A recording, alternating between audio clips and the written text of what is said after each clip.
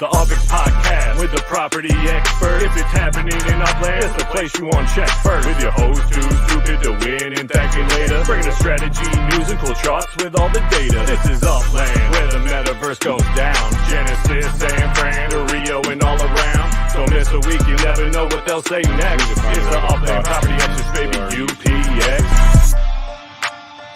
Totally.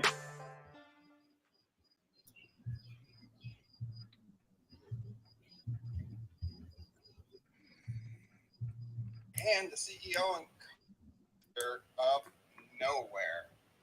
Hello. What? Oh, is my audio coming through on your screen already? I have no idea. All right.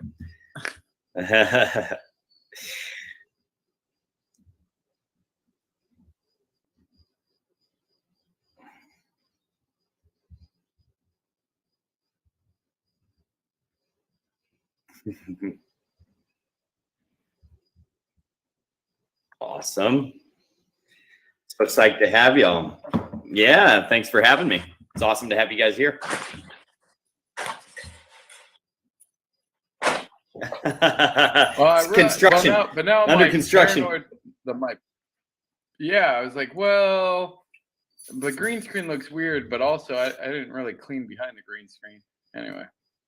Green screen looks great. It looks like you're in an apartment. Okay. If your phone goes to sleep, apparently you lose picture. Good to know. Don't let the phone go to sleep. Gotcha.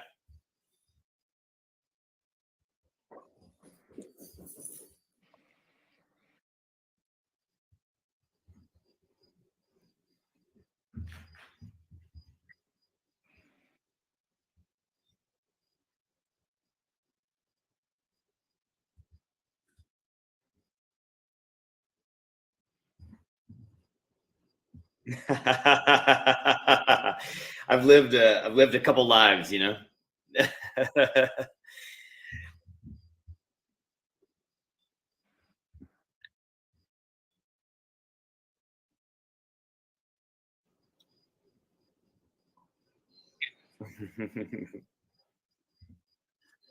Thank you. Wait, they're saying they can't hear you. Oh. Wait, can people not hear? Oh no. Wait, can you hear anybody? What's happening? I need YouTube to tell us. Check. Who can you hear? We've been talking. Chime in, YouTube, if you can hear us or not hear us. I can hear him. I cannot hear John. Okay. Most important one. Well.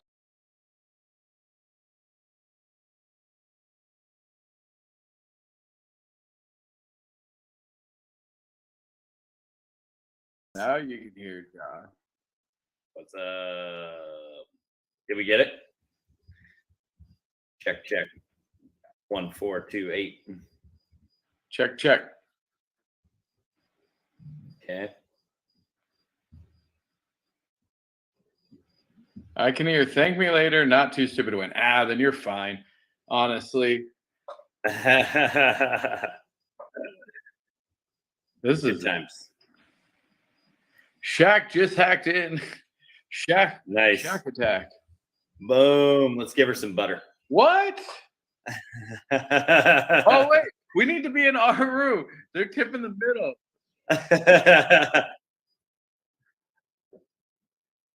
That's all right. I'll tip you when we go in there. Oh, I like that butter. Is that butter? Butter's pretty good. It was butter. It's butter, baby. Dude, that's awesome. All right. I like that. That's a fun one. Yeah, there's all kinds of fun ones. Let's see what we got now. Birthday cakes. Ooh. Who is that? Or is this you testing it? It's me. I'm showing y'all some love. Oh. Showing off our tipping feature with while we're killing time. Getting the audio worked out. Can it rain cheese? More cheese would like to know if it can rain cheese. Oh yeah, that's a great idea. We actually don't have cheese in there yet, but you can do. We do have the ability to do custom emojis for people. Oh. Yeah. He's tipping. It was. We are in nowhere, man. That's what we're in. We're in nowhere. You're nowhere. Also, hey, too stupid. I think you can like zoom out. So if you scroll back on yours, you'll almost go to like third person behind your view, and then we can see everybody. So yeah, there you go. See, then it'll go through you. Now you just get rid of that. See? See? Yeah. Yeah, it's a fun one.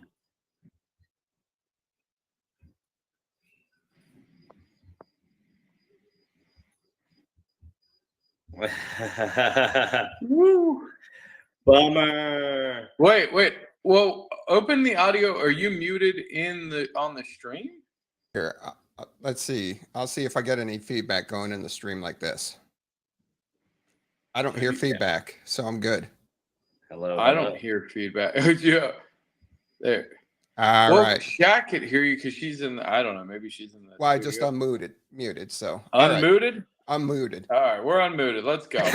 I'm glad this is like the key to any great podcast on like metaverse spaces is you have to spend at least 5 minutes talking about audio and video connectivity, and then you're good to go. Right. If you don't, I'm gonna assume it's pre-recorded. I no longer will trust you if it just like starts off immediately.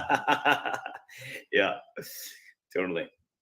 Oh, I wanted to turn my back on you so I couldn't hear you. There you go. All right, that's better. Can't hear Thank Me Later now. So hi. I do like that. As you move and you can turn your back on people, it's pretty good. All right, so let's repeat the last 5 minutes of the show. So awesome. we are here live in nowhere. We have the co-founder and CEO John Morris with us. Met him in Vegas. He was part of the panel that I hosted. ThankMeLater was very busy in his UPX World booth, helping people out. So yeah, absolutely. It was a pleasure having you on the panel. And then as I was able to do my background for the show, man, you've done a lot of stuff. Been all over the world, worked with a lot of people that it's just amazing. So if you could take a couple minutes and just give your background to everybody that's listening this evening and listen in the next couple of days. Yeah, sure. First of all, thanks for having me. It's a pleasure to have you guys in Nowhere. And it was awesome to meet you in Vegas and be a part of Genesis Week. And we're really psyched with the Upland partnership and everything we have rolling out. And yeah, it's been a hell of a journey. I'll tell you that. God, I earned these gray hairs over the years. And I'm, originally from a small town in Kentucky. I was always into sports and theater growing up. That led me into a wacky, wild career that it's about 15 years in physical theater, from a clown at Cirque du Soleil to a performer in Forza Bruta that took me all over the world, with various experimental theaters and giant spectacles. And then I thought oh, well, people love this, theater brings people together. It bonds people and it gives them a little bit of magic in their life. And I wondered if I could bring that magic outside the walls of theater into unexpected places.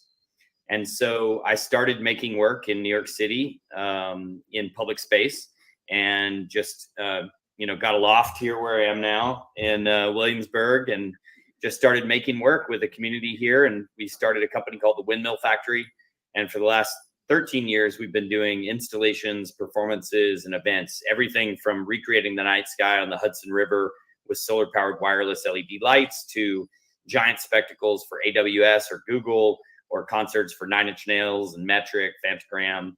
And basically we became the kind of go-to people when people want to create something wacky out of the box.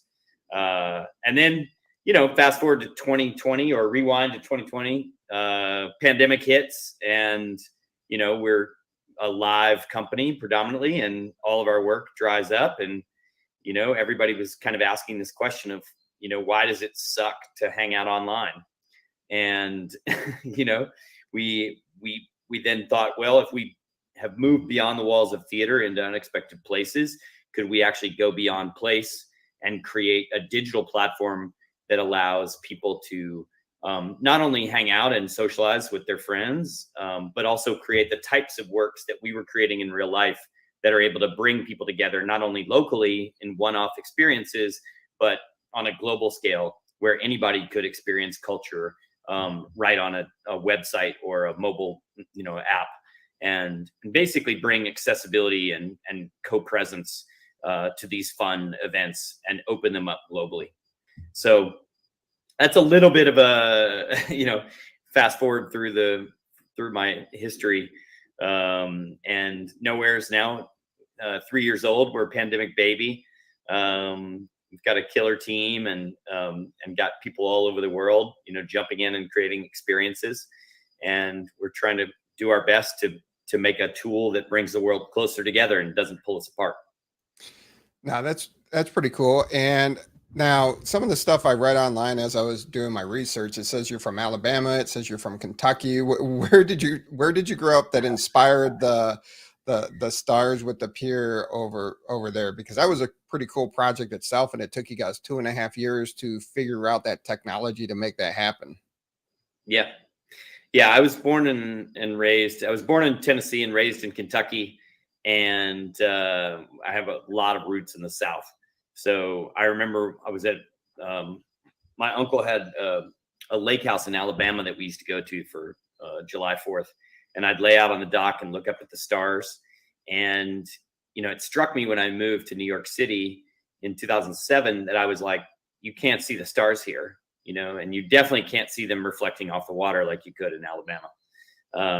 And so I was staring out at these pier posts, these decaying pier posts on the Hudson River, and wondering, like, what happens to our humanity when we can't see the stars? In a city, what happens to our humility, when we can't see our place in the universe?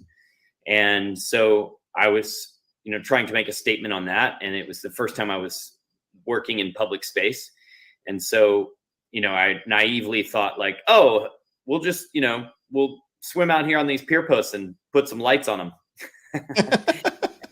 And, in the heart of New York City. And then the project slowly evolved with a lot of different mentors and different people collaborating on the project with us to build the technology to a quite complex, very simple idea that turned into a very complex installation where you had a plaque on the shore, and you had about 290 of these solar powered wireless LED pucks that were on tops of these decaying pier posts. And then you could press different buttons on the plaque to light up different constellations that you can't see anymore because of the pollution in New York City. And what I thought was going to be like, hey, let's grab some lights and toss them on these piers, became 2.5 years of development, learning how to work with hardware and software, and figure out a way to make this this quite simple idea come to life in a way that was quite poetic and beautiful for people. Yeah, it always seems that the ideas are simple and the execution always like, roadblock. But it's great that you continue to persevere and get that to happen. Now, if you're ever in the Cleveland, Ohio area, let me know, contact me, because we have one of the darkest places in the United States for stargazing, like 20 minutes from my house. Oh, sweet. So I'd like to see how that compares to the rural South. Yeah. I'm addicted to stargazing. It's amazing. Yeah, it's as you can see in this world here. Yeah, a lot of the nowhere worlds are space worlds. I did see that, and there's somebody hit me up for saying super dope too much in one episode, but yeah, it was it was super dope. Let's see if we can say it as many times as possible in this episode. That's super dope. They suggested us start a drinking game for as many times as I said super dope that episode. And I was like, oh, that would be bad. That'd be super dope.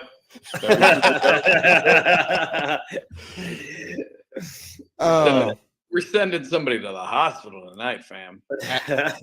Absolutely. Oh, so last week, my 3-year-old, he kept running, about to be 3-year-old. He kept running in, bursting in, it's spring break or summer break going on right now. And he kept bursting into the room.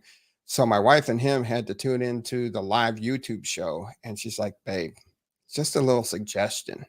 Your whiskey glass was filled. I said, what? She said, baby, you just keep it low and just keep pouring into it. So that's what I want to know. Is my whiskey glass too full, just right, or should I play the endless whiskey glass game?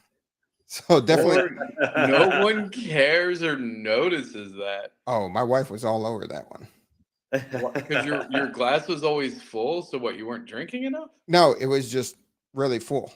I filled it pretty much to the brim. I'm like, well, I got the pre-show, I have the show, and then I have post-production going on. So I'm working on it over hours. It's not like I'm pounding it in the first 15 minutes of the show. It's pretty funny that every time you drink, it's a full glass, though. That would be really funny over the course of a podcast.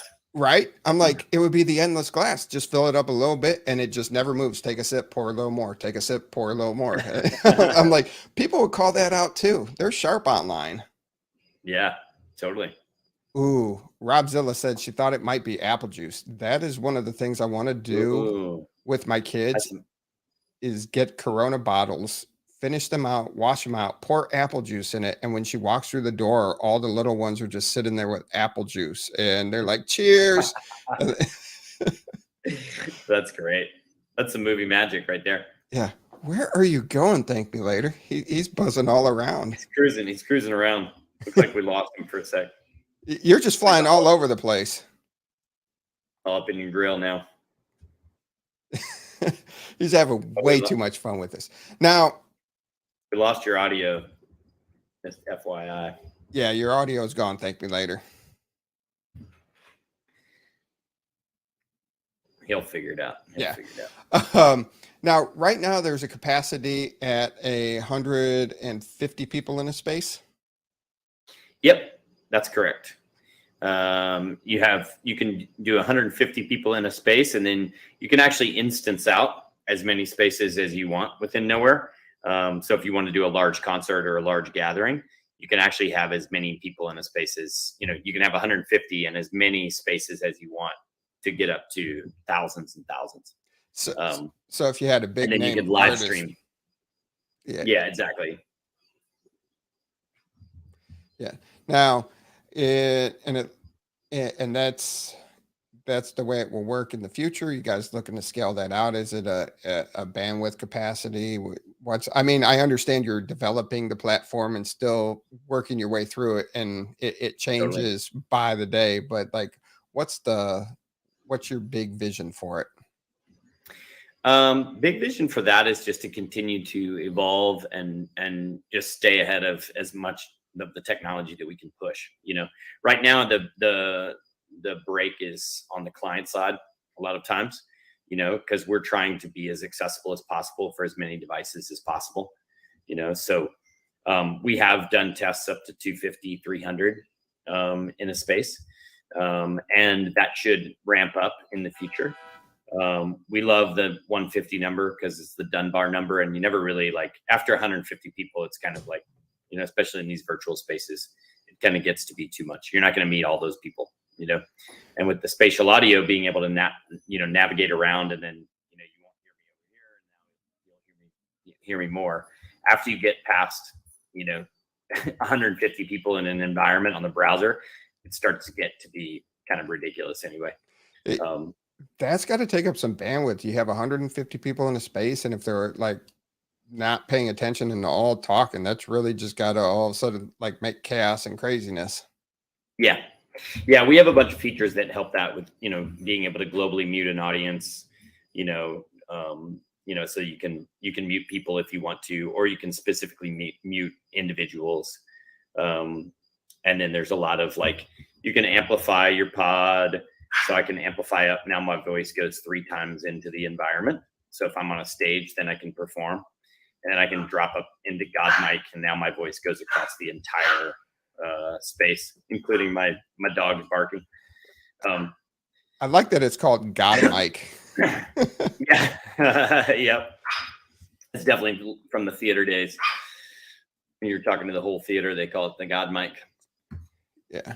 Now, what was the most exciting thing that you've done so far in Nowhere? Ooh, that's a good question. There's been so many things. I think my favorite is we did a 40 band music festival, Le Fuck Off Festival, Le Fuck, the seal in French Canadian, and this amazing, Canadian music festival called Fuck Off has hosted in Nowhere many times. And they moved their entire, festival into Nowhere. They had multiple stages, big sponsors, big bands.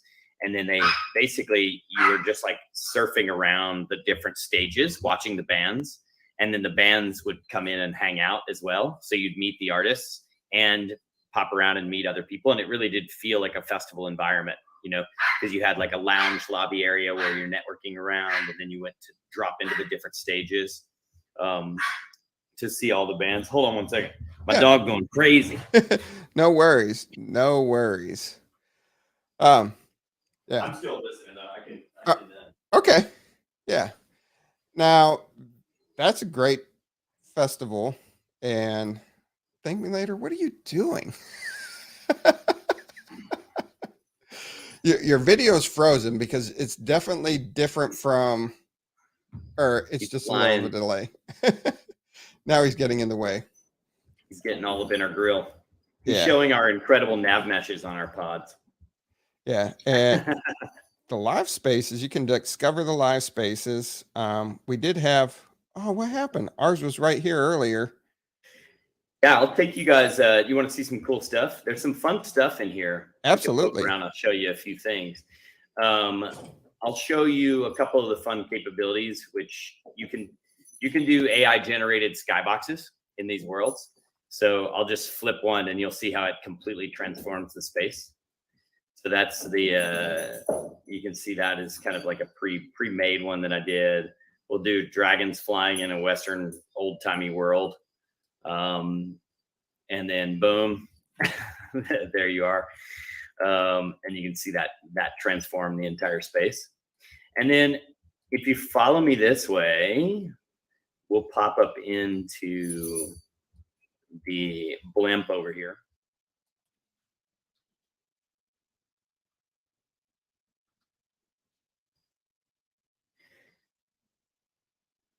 Essentially, you see this this yellow blimp to my right. Click on that yellow blimp to your left. It'll be the little icon down on the ground. Oh, I was looking at the blimp. Oh yeah, we're gonna teleport up to that blimp. So gathering online. I came to the blimp and there they are. Yeah. Sweet. So this is a typical stage. Let me I'm going to pull up a little video to show you. In Nowhere, you can basically like share any content to these screens. So every environment has its own screen to screen share. So you'll see I just tossed up this video. This is just a YouTube, and then I can go full screen on that. Let me turn that volume on there. And then as you get closer, you'll hear the audio.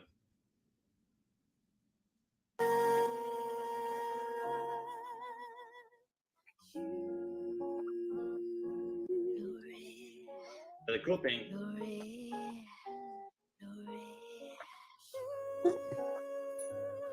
So then I can make that go full screen. And that'll go full screen on that.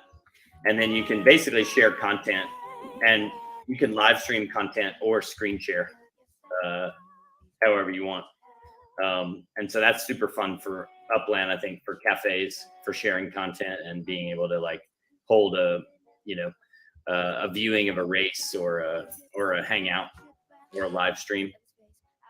Yeah, I do like that. I love the floating videos. So it's the interaction of people. You're not hiding behind an avatar. You can see the body language. You can see the communication. And I know you've talked about that a lot in your interviews. that's the important thing is the human connection. If we can't do it in person, then this is a great way to have that connection where you get that communication and you can see the facial features, the smiles, and is somebody really enjoying my art that I'm putting out, my performance, if it's music or theater or whatever the case may be. Exactly. Yep. Yeah. And that's why we started with video for us for Nowhere, is because it was during the pandemic and we were so pulled apart, and we really wanted to create a space that allowed you to be together, globally. And so, we started with video chat, and then we always knew we were going to build avatars in the future when they got to be the fidelity that, turn this music down here. When they got to be a fidelity where it feels real, where it's not uncanny valley where you're, talking to, and you don't really feel the other person, or if it's fun, and I think in the Upland case, it's fun, and there's already a really active community that really enjoys playing the game, and it makes a lot of sense for that expression. So who found who first? Did you guys find Upland or did Upland find you? Upland found us through we both have a very active Brazilian community. My co-founder, Ana Constantino, is from Rio. And so, we've had a big adoption from Brazil, and I believe it's through Brazilian Immersive Fashion Week, which did a lot of events within Nowhere and has a big community. We did a coin quest, kind of community engagement from our Discord, and Edivan, Brazilian guy, found and I think brought in some folks from Upland in Brazil. I believe that's how the original connection came. And then they met with us, and then we just started the conversation, and then it kind of fell off when they didn't think that we'd be interested in collaborating because we were so hardline video chat. And then I ran into Idan and Dirk at the NFT NYC Open Metaverse meetup, and restarted the conversation. And then that was just a couple months ago. Very nice.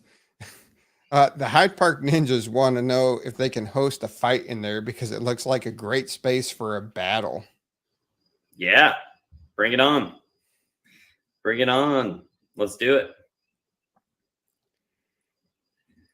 Oh. We can do all kinds of battling in here. You could set up a stage, and you can also do I'll share this as well, which would be quite fun for a battle. You can actually I can share the content. It's not going to be good with this video. Let me find a better video.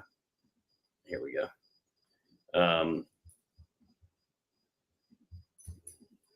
So if you look in the background, you'll see I'm actually going to stream the content out to the skybox. So if you come this way, you'll see it out over the.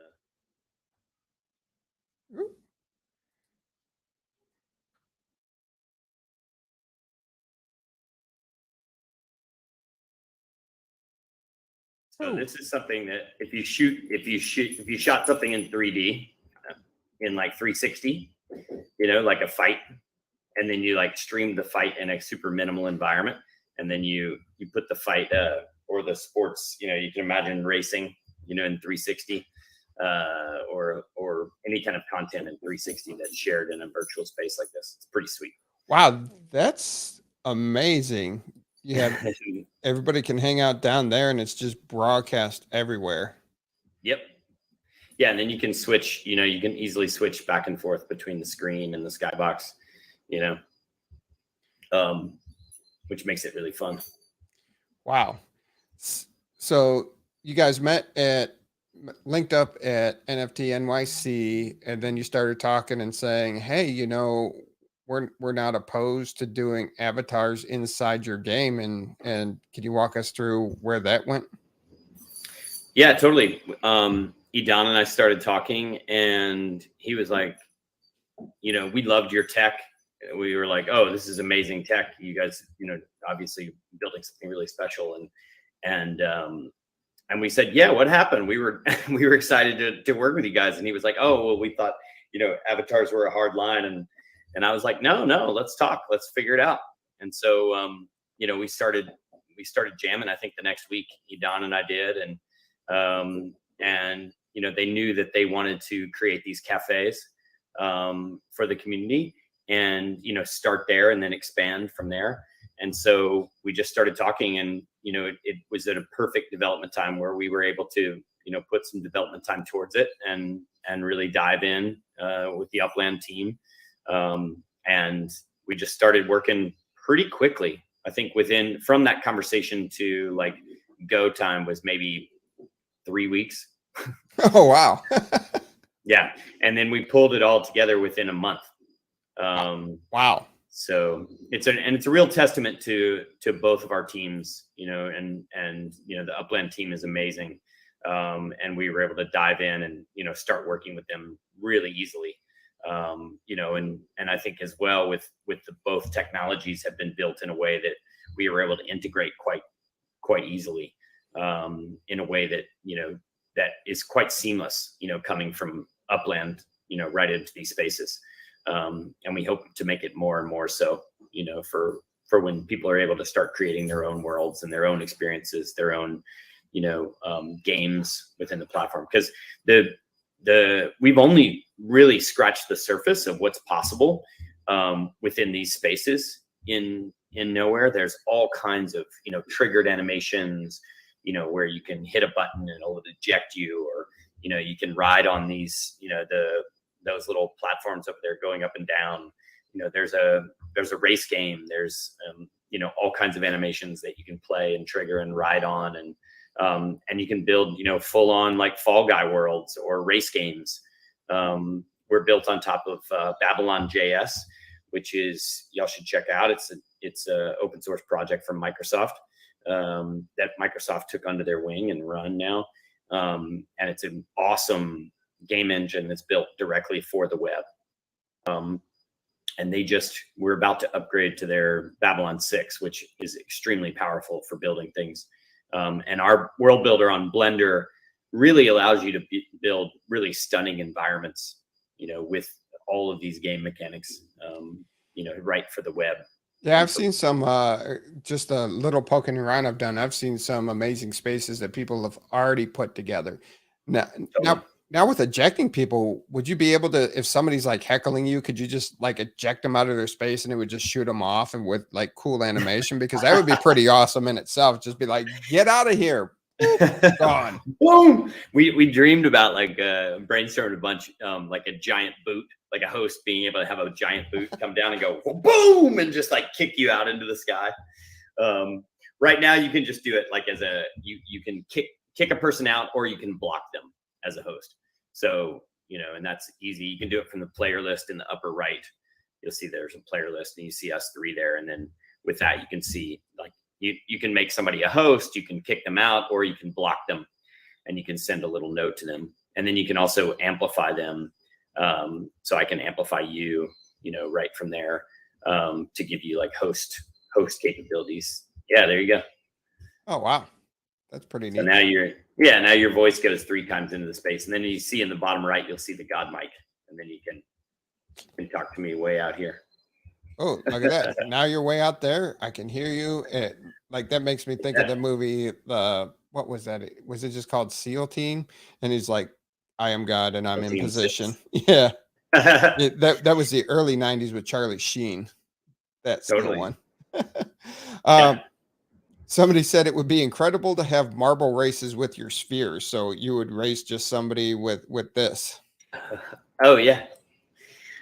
Yeah. We actually have a test Fall Guy world, that's pretty sweet, where you race in these little video pods, through a bunch of different obstacles that, bounce you around and throw you different ways, which is really fun. And one of the things I did want to discuss with you, so we happened to be walking out of the bathroom at the same time in Genesis week, and the cleaning lady was there, and And I just wanted people to hear that story shared. You've talked about it, you spoke about it, but I just wanted our audience to hear your impression of how that struck you from somebody that's traveled the world, participated in so many things and so many productions and organizations, just how that struck you. Yeah. Excuse me. Yeah, sure. Yeah, we whoa, it got me. That spindrift, it's really strong stuff. Yeah, we were coming out of the bathroom. I can't remember going in or out, but there was a lovely woman was waiting to clean the bathroom, and she seemed kind of exasperated because she was like trying to get in there to clean, and we were going in the men's room, and we were like, "Oh, do you need to clean?" And we were kind of giving her that space, and then she said, no, please go ahead. And she said, I have to. And then we went in, we came out, and she said, I have to tell you, of all my years working here, and this is in the Sahara in Vegas, so she must see a different community every 3 days, like, in this event center that's in this casino. And she said, in all my years working here, you guys are the most kind and considerate and delightful people that I've worked with. And I just thought, like, here's a woman who's, cleaning bathrooms in this place that's just like high volume of people nonstop. And it just is such a testament to the beauty of the community, of the Upland community, of just how considerate and nice they were to everybody. And that really struck me, as someone who comes from a small town in Kentucky where, you don't have anonymity, Everybody knows your business. Exactly. Everybody knows your business, and you better treat your neighbor as you want to be treated, or, it's going to come back to you. And I think a lot of people in service jobs, don't experience that, and so it was a real testament to the Upland community, on the kindness and the, and people taking care of each other. So, and I noticed that, throughout the event, people are just really, really sweet and really nice. And it seemed like very collaborative, and wanting to come together and make some awesome things. Yeah. Now, what do you envision for your partnership with Upland? And because I'm still thinking, I'm like, okay, I want to do the show, but I also want to do stuff now at Nowhere, because this is a great experience. You got a lot of cool backgrounds and all that, but where do you see, you say it's, the possibilities are limitless, but where do you see it going with them? We're really excited to explore what adding a commerce layer, really brings. It's not something that we've really pushed for within Nowhere, which is digital assets, ownership, a real world map to give context. And they're all things that we had thought, we'd get to in the future. But we're really excited with such an active community to see what they will do with these virtual spaces when they have the ability to make money with them, and host, events where they're able to, start to charge tickets or memberships, sell NFTs within those spaces, have collective streaming, have games, and really start to explore what the metaverse would be like, with these meta ventures. Within the powerful world building that you can do with these Nowhere spaces right within Upland. So I think that one thing we're, very excited about is just to see what the community wants, in these spaces, and what do they want to do with these spaces, so then we can start to really, hone in on, what's the most fun for people, what makes people want to spend time here and get to know each other and deepen that community. And I'm excited from the artistic standpoint of live performances of just music. And I can see it starting out, as just your indie artist having their little spaces, or somebody putting together a Meta Ventures that hosts a place that does shows on Thursday, Friday, Saturday nights, and they're booking the artist, and the artist can sell stuff just like you're saying. But then I can see the next level where the real world venues start coming in, and they're like, hey, we want to buy the property that we own in real life, or we actually like this property just up the street and we want to buy that, and we can make this big thing. And I can really see how this plays into helping all of that out. Totally. And that's really where we're headed with Nowhere itself is, having come from, in real life experience design and concert design and art creation, where we see all of this going in the future are these dynamic hybrid events where the real life experience is enhanced by the digital experience and back and forth, vice versa. The digital experience is not trying to recreate or replace the in real life experience. And the in real life experience is not trying to, accommodate to the digital experience. They're both equivalently interesting and dynamic on their own right.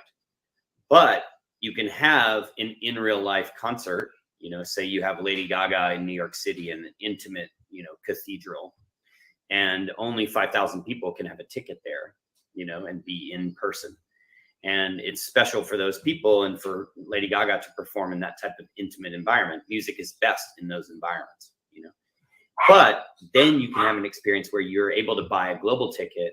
You're able to drop into that venue and feel co-present with those other people and really feel like you're in that environment with Lady Gaga and maybe be brought up on stage by her, and get the exclusive merch, have the opportunity to feel like you're backstage at that environment, So I think that hybrid future is where we really see this going, especially for cultural events, and giving people access to culture anywhere in the world is a really big key for us because, in our lifetime, people have been portals. It's not the cultural events necessarily that are the portals. It's the people that you meet at those cultural events that really open the doors for you and allow you to go, further in life. So, if we can create these experiences that are hybrid, where you can have people from anywhere in the world able to drop in on a mobile phone and go to an opera that's at the Met, or go to an intimate concert by a Japanese punk band in Tokyo, or the new club that just opened in Berlin and Upland, and then meet like-minded people. It's incredible to think about the possibilities of the interconnections that will be created from that layer of collective experience technology. And so that's really where we're thrilled to be, partnering, because I think both Upland and us see this great potential in that open metaverse, that's connected to a real life map that has a creator economy that's really thriving and able to create any kind of experience within their properties and their spaces, and then, like you said, the big concert players come in, and then you have, Coachella and Upland, or you have, Burning Man and Nowhere, so. And I it's just not the music venues. You can have the art galleries with featured artists coming in, talking about, the paintings or the sculptures that they do. You can have your own comedy. Like I see comedy clubs in Upland where you're able to attract up and coming comics along with established comics, and the intimate performances. Think about that as an artist too. You don't have to hit the road, and travel like, all right, I'm in this city, and I did you have your time. I don't think a lot of people understand the time that goes into performers, pre-show, post-show, breakdown, setup, all that stuff, and then the travel. And these are great platforms where you can sit and host an intimate 30, 45-minute show each and every night, and even just limit it and charge a decent price. Because dude, SeatGeek and them, they're ridiculous. $25, like Ticketmaster, $25 a processing fee for a digital ticket, each one nowadays. Come on, that's like ridiculous. Yeah, that's crazy. Like, I get overall, but for each ticket, come on now. There's no paper, there's no mail. It's just digital. Stop ripping people off. Yeah, totally. That's one exciting thing too, is just all of these entertainment experiences that, currently are happening on a local level, are soon going to be able to be turned on within properties in Upland, and then be able to invite, people from all over the world to come into a comedy club, come into a bowling game, or come into a race game, You know, and that's, you know, we have in Nowhere right now, we have New York Comedy Club that does recurring performances. Comedy actually works really well in Nowhere. So they do a live show in Manhattan, and then they stream it into Nowhere. And then the comics come into Nowhere from backstage and meet the global audience in Nowhere. And it's pretty sick. That's awesome. Or wait, no, that's super dope. Let's take some drinks. That's super dope. Drink.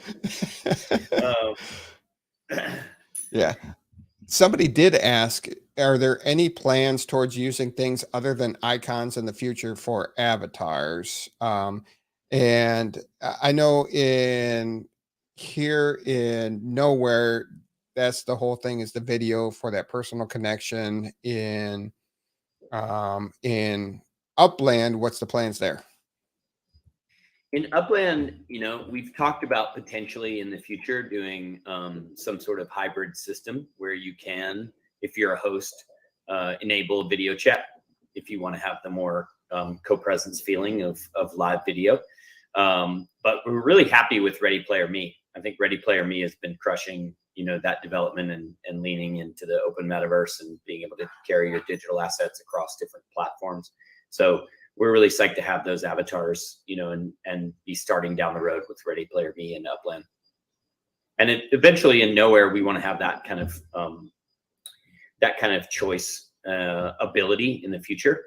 We're not sure when we're going to incorporate it, but we do see great value from a lot of clients, you know, who want to do, you know, large scale, you know, big concerts or open public events, you know, for the power of an avatar. You know, yeah, that's amazing. Really want to dive more into what you got going on here in Nowhere. I'm looking forward to the implementation in Upland and the things that can be created there, because I do own the property in San Francisco where KPOO radio station is broadcast out of. So I want to definitely go there with my Poo Block Explorer and broadcast the show each and every week live in a cafe or a studio like that. Yeah. So that will be fun. Do a whole live concert series from the radio station, like KCRW or KXEP. What's the one in Seattle? Ooh, I can't KXEP or whatever. Yeah. And for the people that haven't been paying attention, do your research. Look John up. He's done some pretty cool stuff, and he was super humble of things that he's accomplished. He's super humble. I was like, wow. I was, you know, I told my wife, I'm like, man, I'm super pumped. I go, John's coming on the show tonight, you know. And then I had the ability and time to look at stuff over the weekend. I'm like, oh my God, he did this, he did that, he worked with that, he worked with that. And it's just not, but even in Vegas meeting you, you're a person that puts out good energy, and good energy comes back to you. And so, yeah, it's true.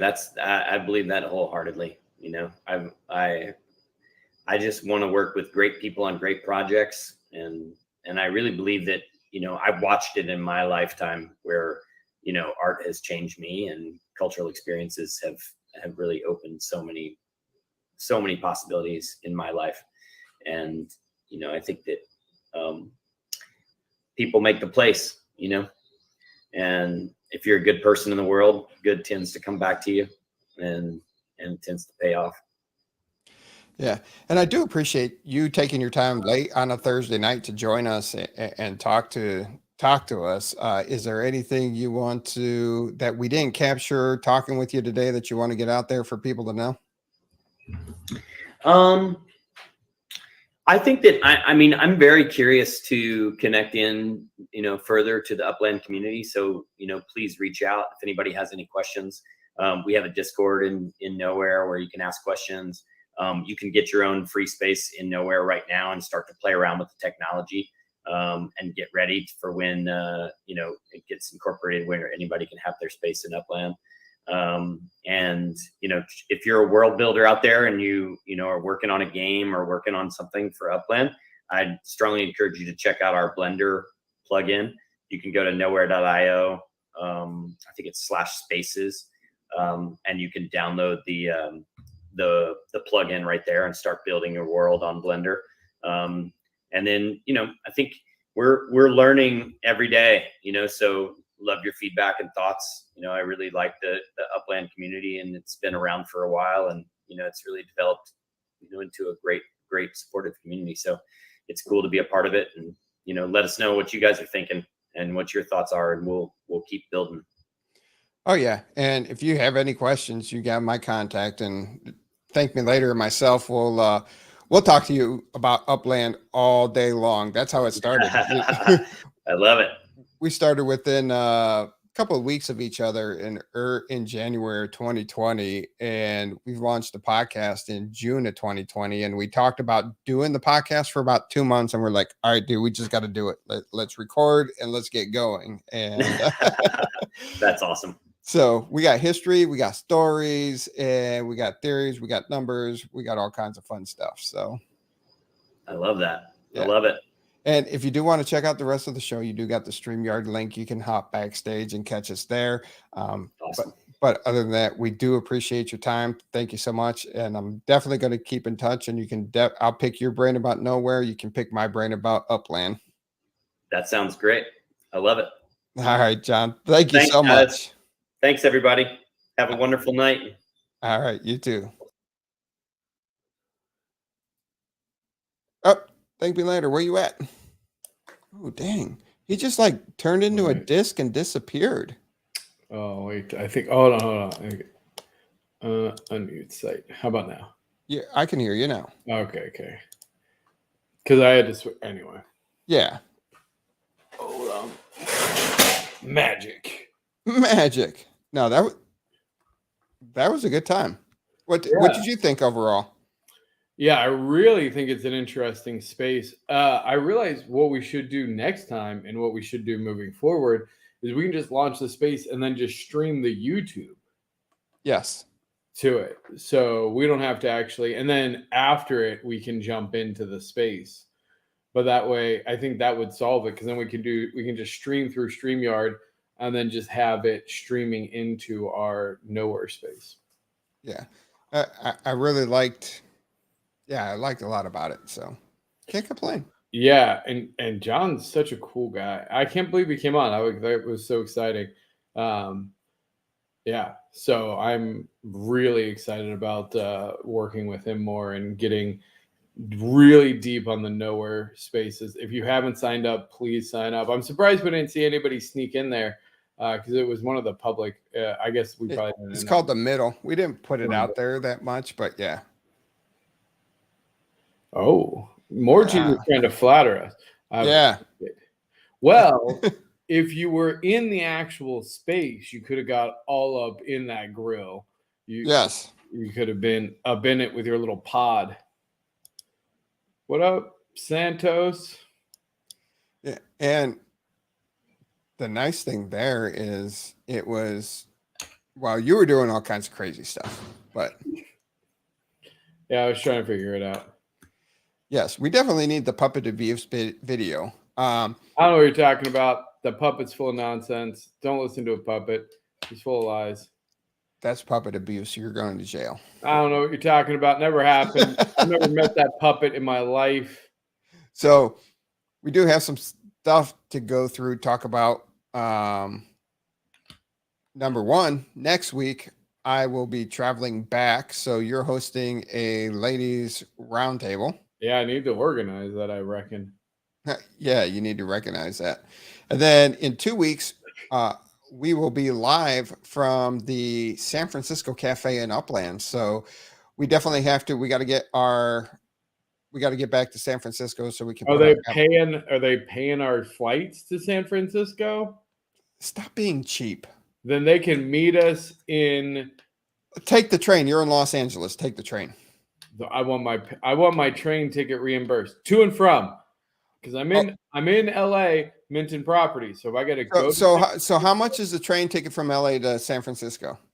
What do I look like? TripAdvisor?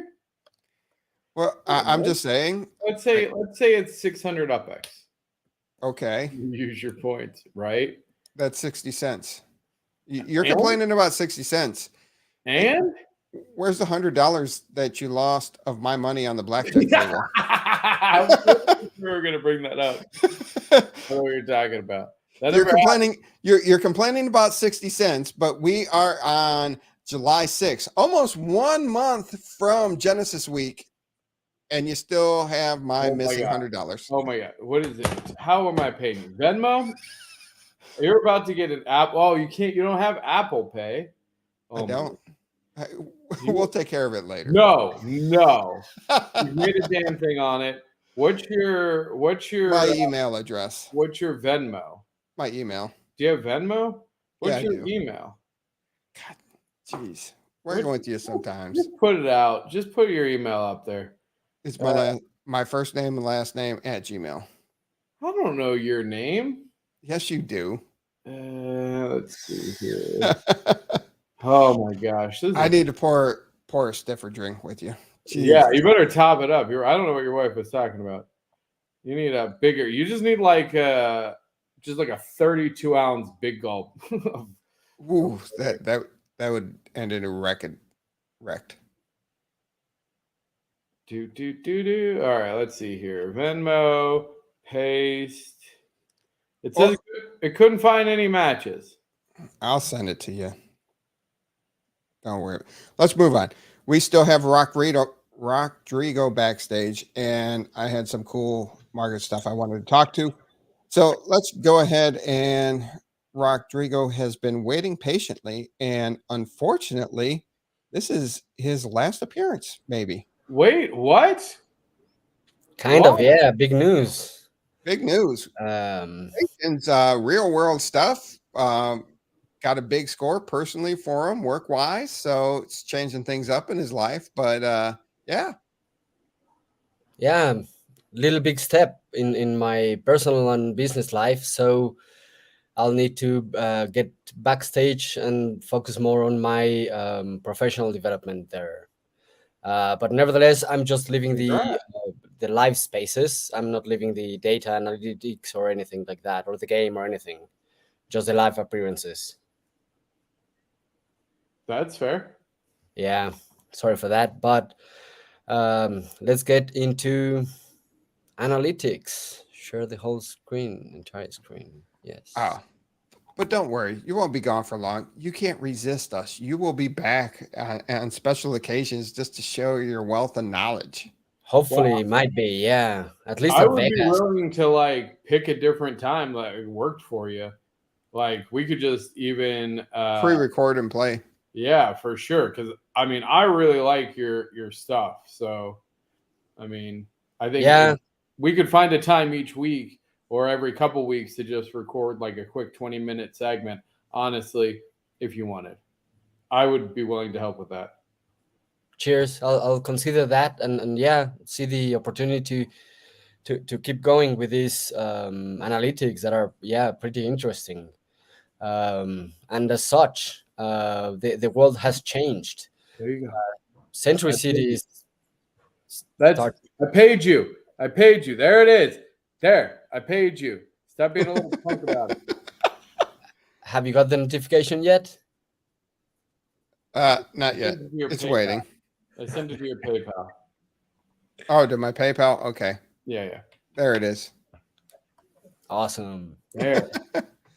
So being a little punk, I didn't hold on, Rock. Being a little punk, I haven't mentioned it for a month because I just figured you'd do it. All you had to do was mention. I totally forgot. Like, you think I remember blowing that $100? No. Yeah, I do. I'm just kidding. I tell everybody about it. That shit was hilarious. Like we had the ninjas there, and I'm like, dude, what are you doing? You're like, you got to zero out to leave the table. Oh, it was bad. Anyway, we were playing blackjack, so I was just like, yeah, I want to leave the table. I got to zero out. And they're like, what? And I'm like, all in. And they're like, what? I was just like, yeah, I have to bet all my money until I lose so then I can leave. I ended up winning the first time, and then I kept winning. Then you had to borrow money from KO, and then you won that. Then you pay KO back, but then you lost all my money and walked away. So, yeah, it was fun.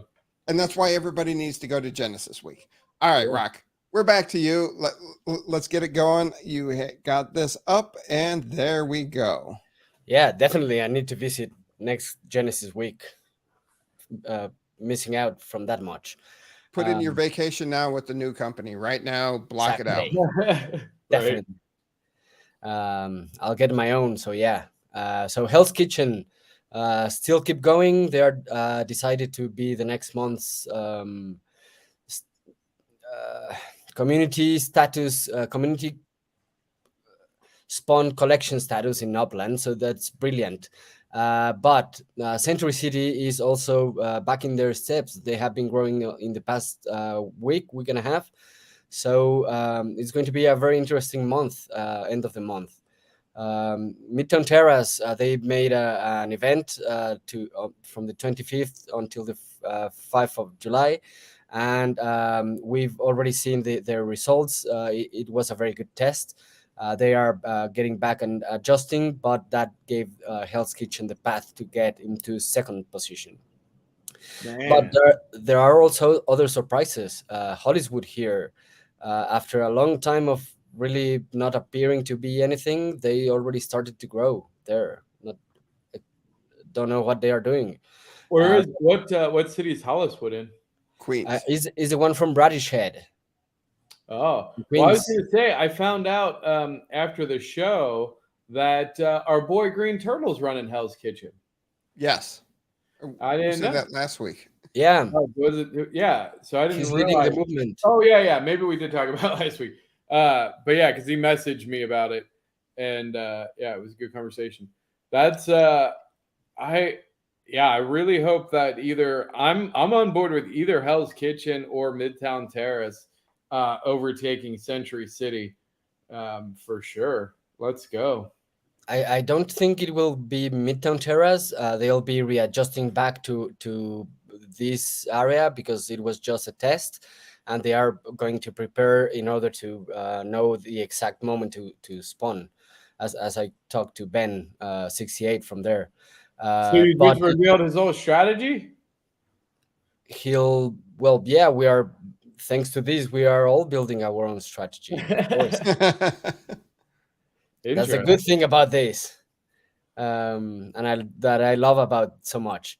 Red Hook, I have no idea what they're doing. They're just bumping around all the way. Same as Praia Bandera. They started very good at the beginning, but they have stalled quite a lot.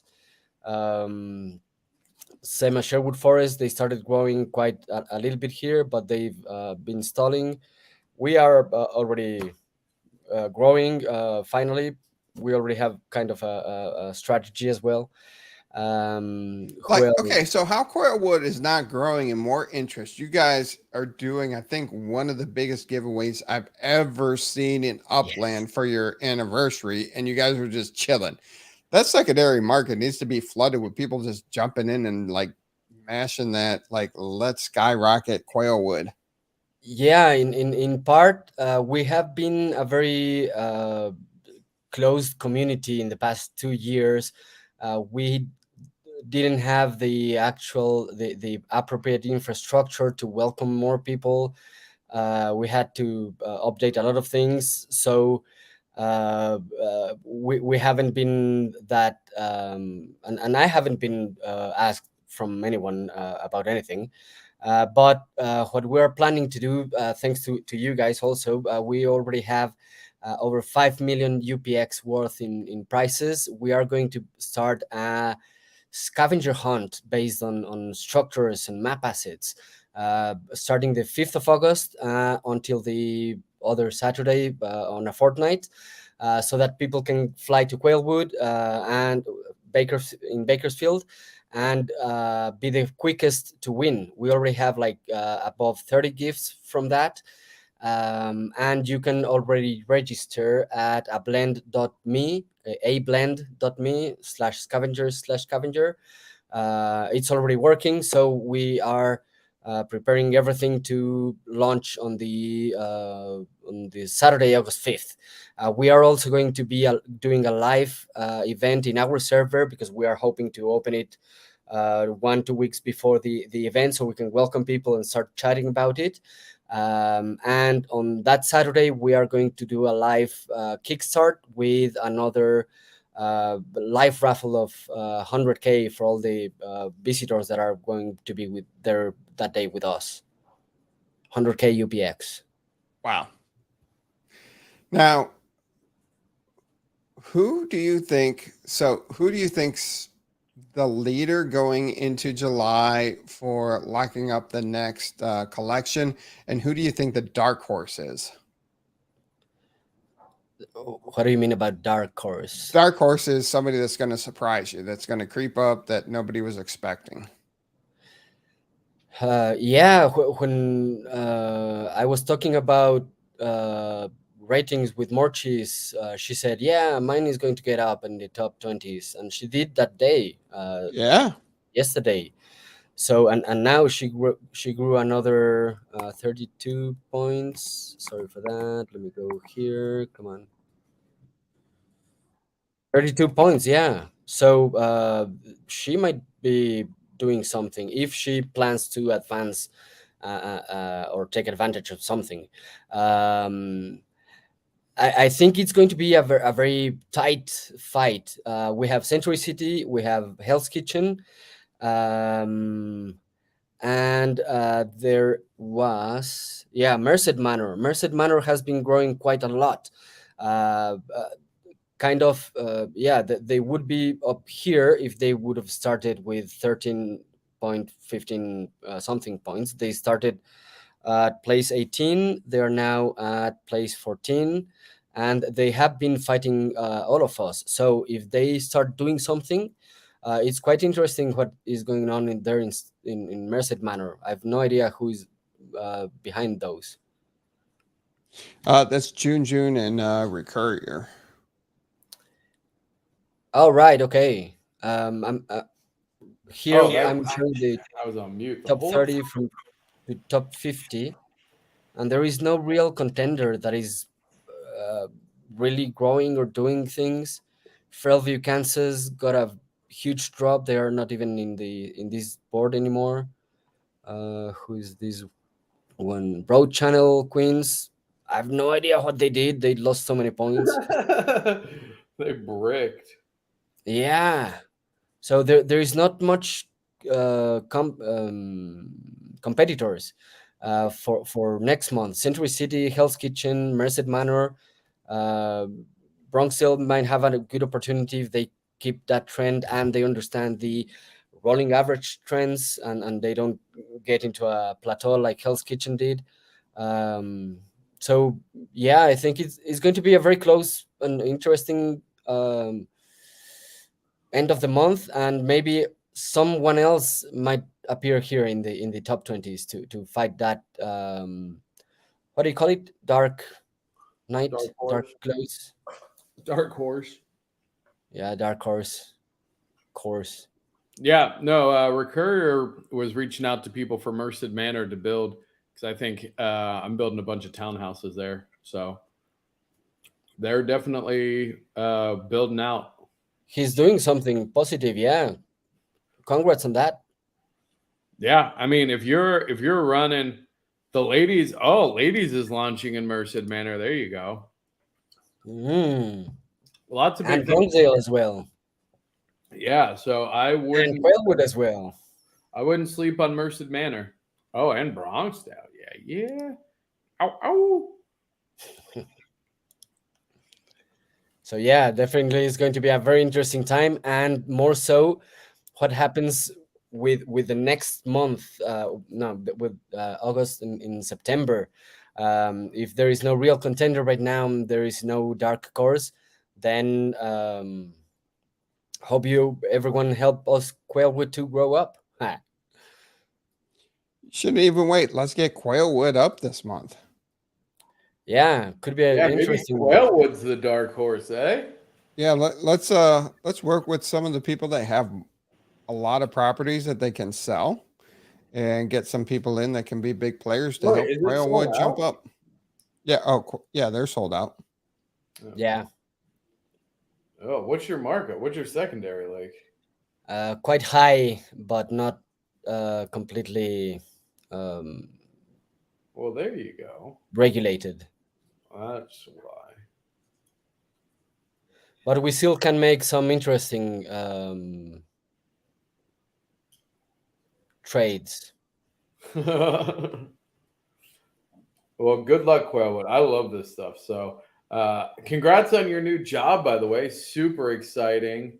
Yeah. I know you won't be Thank able to join us live, but hopefully we can convince you to pre-record a segment because this is super cool. Absolutely. Always love the data each and every week, and was glad you could join us. And we'll figure out how to work it in with your new schedule. So just let us know. Absolutely. I'll be glad to get an opportunity to still do things like this. And yeah, we can surely get to an arrangement. Cheers, guys. Thank you. All right, Rock Rito, thank you so much. Awesome. Always love that stuff. Yeah. Couple of things I did want to jump into.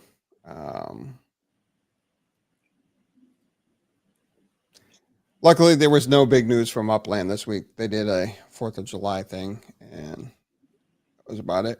Market update, just looking back on a week, nothing really spectacular other than London moved into the number 2 spot past Santa Clara. So you got Manhattan, London, Santa Clara, Rutherford, San Francisco, rounding out your top 5. Good on London. Good job. So your highest arbitrage between your UPX price and your US dollar floor price. Arbitrage is someone got a word a day calendar for Christmas. What is this nonsense? That's been like that since I started doing this. So get off. No way. You've never said the word arbitrage on this show. I might not have said it, but it was on the slide. It does not matter. You know I can't read. So That's not my fault. Never said the word arbitrage because I definitely would have called you out on that. I did, and you just called me out. So moving on. Your highest ones where, it's where you can buy for your US dollar and flip it for UPX. You're looking Rutherford, London, San Fran, Manhattan, Santa Clara, Buenos State, and Nashville, New Orleans, and Cleveland. They're all over 50% difference between their UPX floor and their US dollar floor.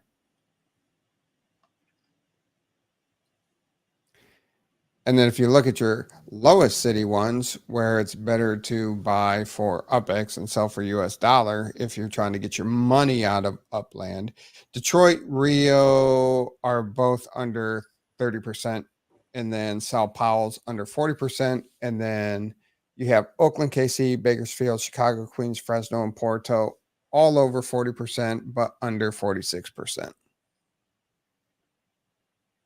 Yeah, I'm curious how deep that $3 floor is in Detroit and how often it moves. Because that seems like a great deal, but dang. Yeah, you got to look at your markup percentage, but still, you buy $3 and sell it and get a good return. I mean, you buy your UPX floor and get a good return, 28% difference. So it's a lot better than 50 or 60 or 70. 30-day change. London's kind of skewed because of the person going to jail. So it jumped 40% from about 25,000 UPX to 35,000 UPX, but that person went to jail. Nothing to talk about overall.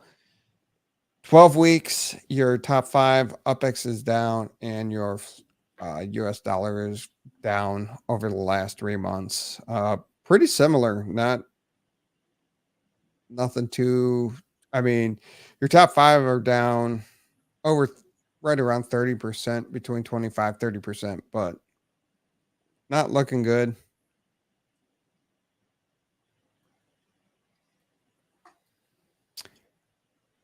Now, your markup percentage, your UPX floor price versus your UPX floor markup percentage just came way down. We were into some crazy numbers, a couple months ago. Everything's under 1,000%, and San Francisco is actually leading the way at 893%. Wow. Dang. Manhattan only at 3x? Yeah. Oh, how the mighty have fallen. That property, by the time we did the numbers and we're showing it now, that property is probably snatched up and gone. Oh, 1,000 times over. Wait. Yeah, wait. It says Manhattan's floor price is 7,000 UPX. There's no way that's correct. It was a quick, somebody liquidated, they're gone. Oh my gosh. Where did I want to go? Moving through. Wait, we got minus 17%. Oh, because of the expansion. Sao Yes. Paulo. Yeah, because of the expansion.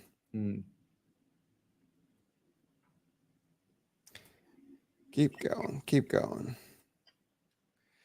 Not that one. I want this one. So looking back at the month of June, going from June 1st to June 30th, the median sale price. So these are properties actually sold in the cities. The median, which is the middle. Oh, hey, this is Yeah. useful data. I'm sorry, I was about to make fun of you again for bringing this nonsense up, but this is the good stuff. Yes. So we got median sale price in UPX, and we have average sale price in UPX here. Can you explain to the listeners the difference between median and average? So say you have 101 numbers of sales that went on. It would be smack dab in the middle. So it would be number 50. And the average is you take all of them and add them all up and divide it by the number that you have. Some people like average, some people like median. We do know there's cities in Upland that are burners. And then we do know that there are other cities that just are actually doing solid volume. I refuse to understand or agree that median price makes any difference then. That's the most insanely arbitrary number. It's just the middle. Yeah, but like if you had like 5 sales for $1 million and 90 sales for 5, and then the median would say it was 5, and it's just like, well, wait a second. I mean, anyway, doesn't matter.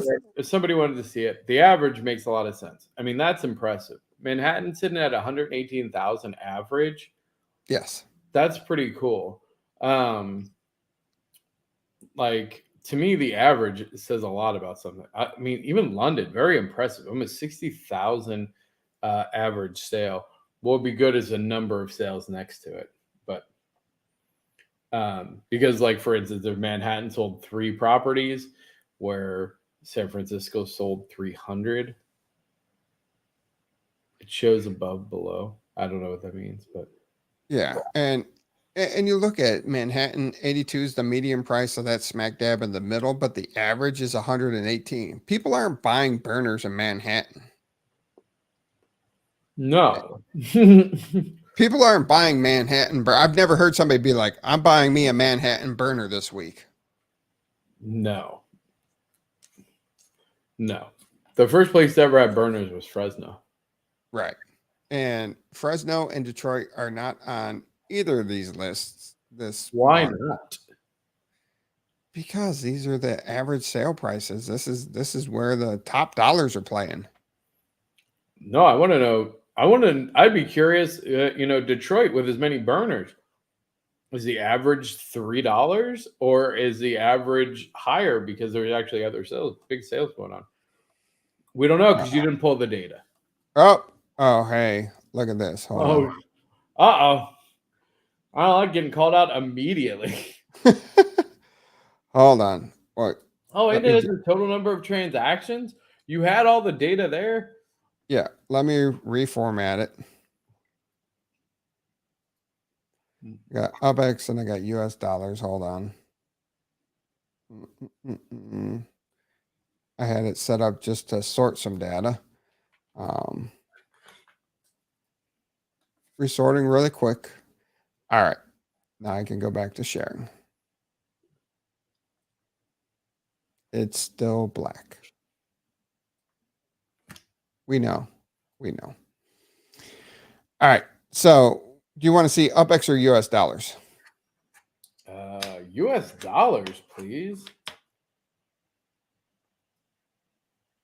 Yes. You guys will call me out later for hiding that column. But anyway. What was that column?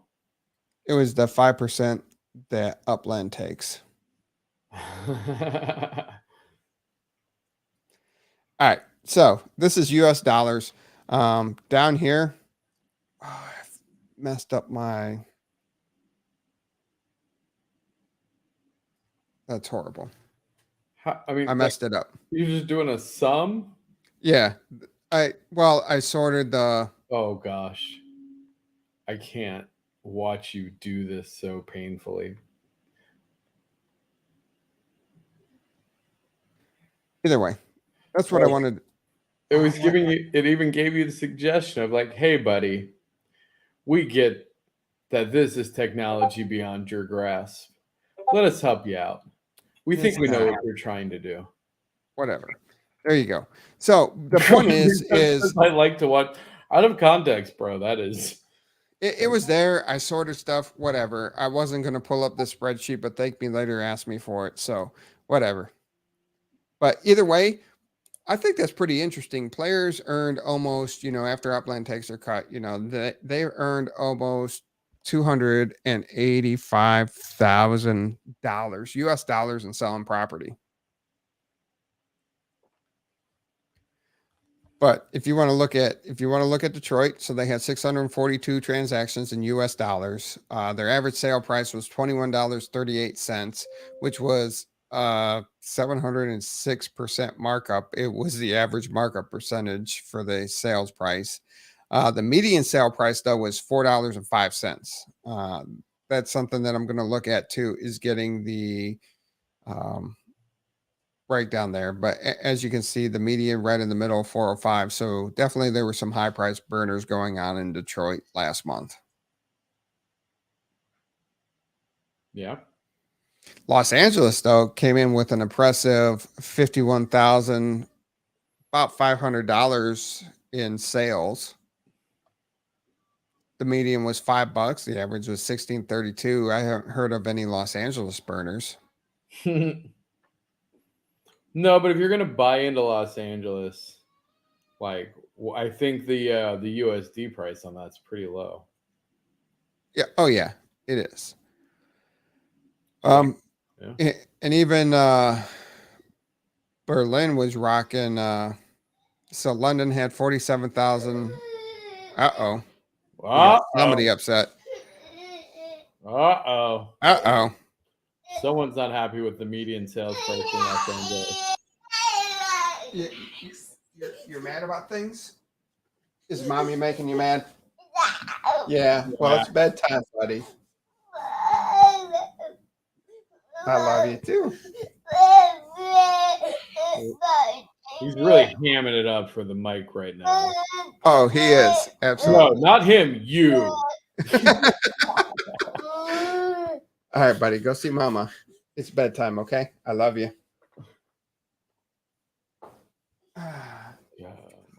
Summer break.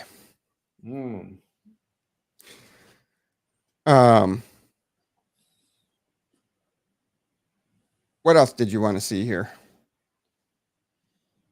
No, this is super cool. I like this.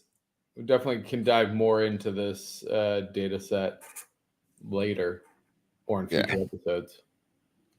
And I did. And they were all tier 1 cities that saw the most volume in US dollars. Los Angeles, London, Berlin. They were your top 3. They were all over $30,000 in sales for the month. What was San Francisco? Where's good old SF? 13? Yep, 13. That's not bad, I guess. And then if you look at UPX,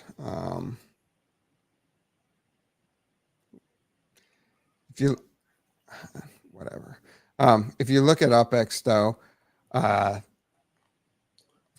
reference is gone, but you had a lot of sales, 107,000 in London.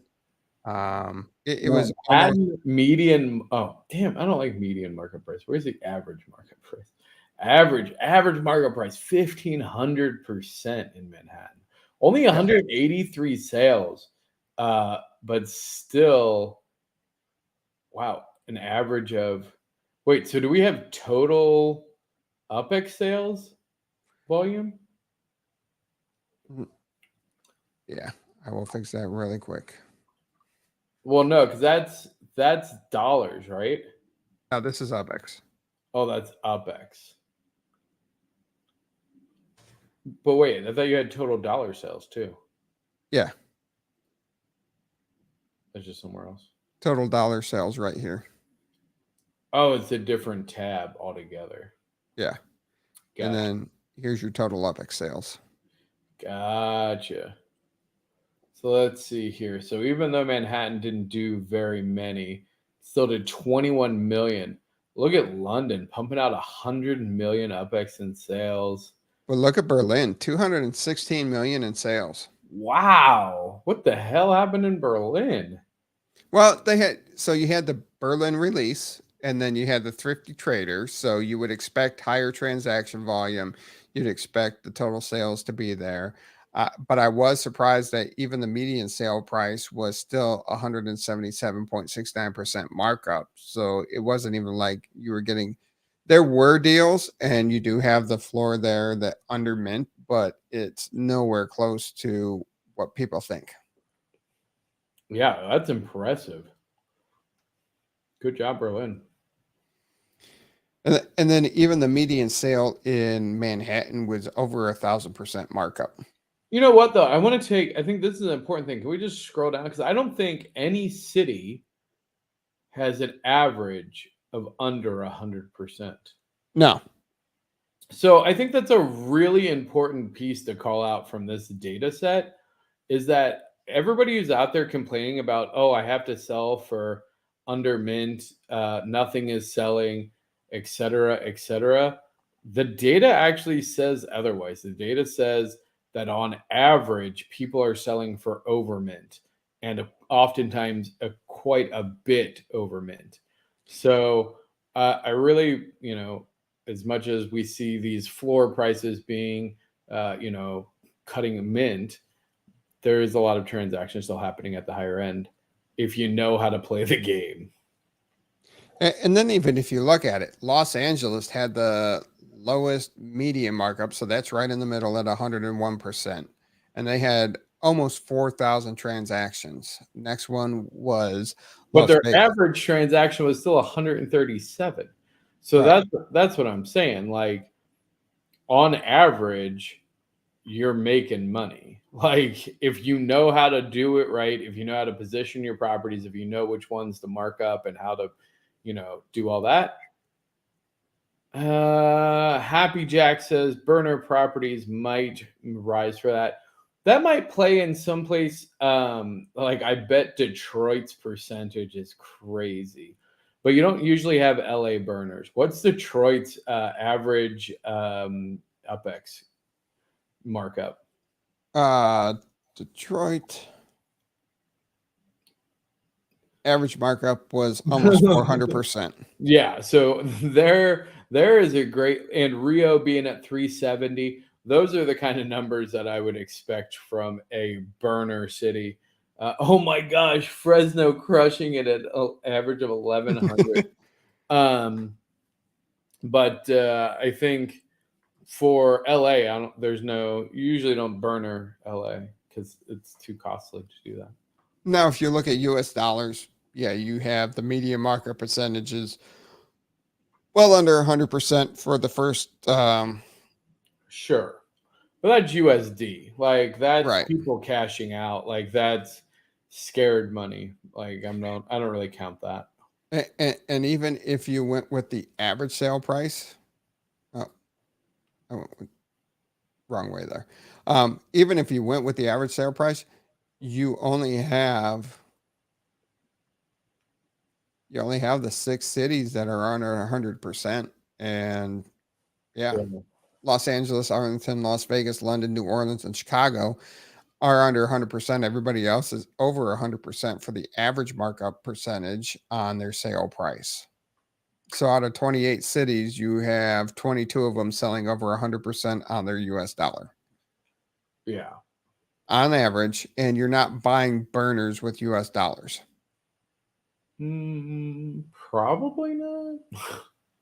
Well, sometimes you do, there's some transactions for block explorers or cars or something in US dollars that, yeah, but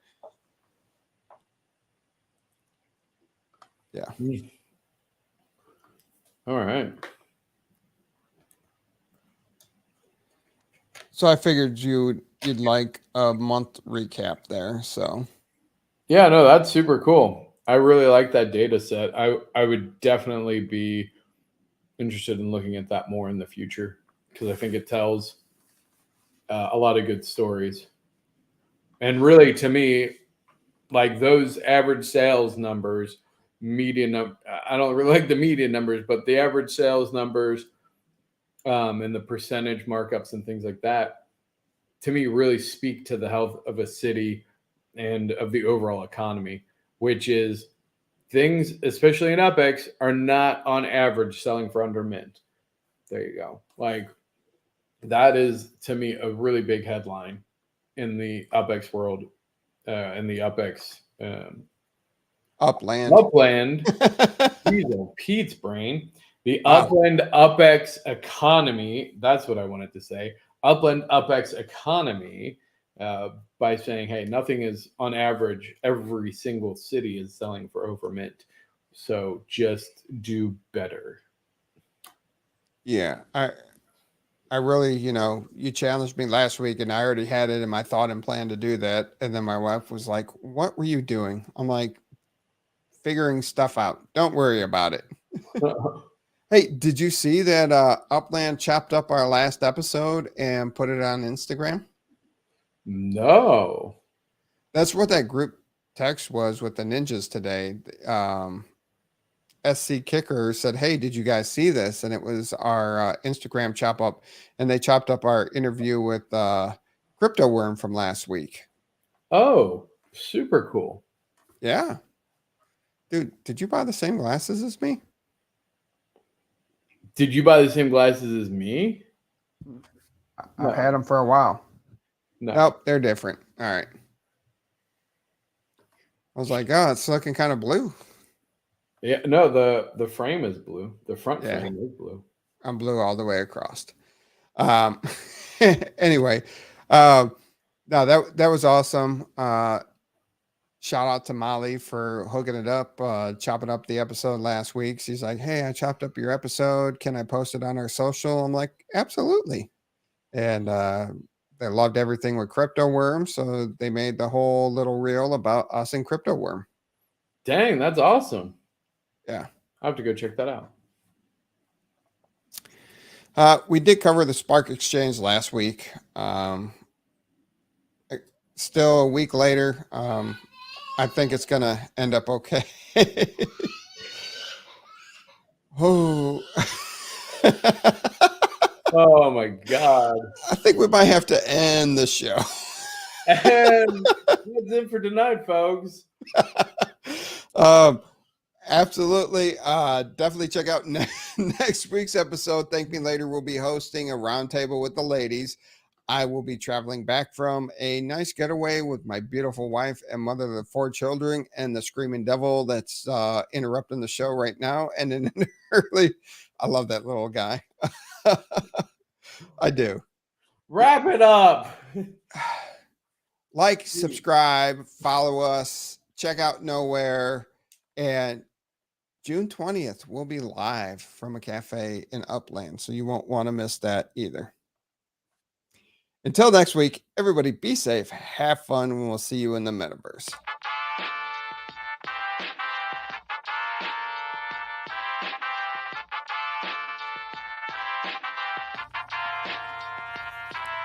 The UPX Podcast with the property expert. If it's happening in Upland, it's the place you want to check first. With your host who's stupid to win and thank me later. Bringing the strategy, news, and cool charts with all the data. This is Upland, where the metaverse goes down. Genesis, San Fran, to Rio, and all around. So miss a week, you never know what they'll say next. It's the Upland property experts, baby, UPX.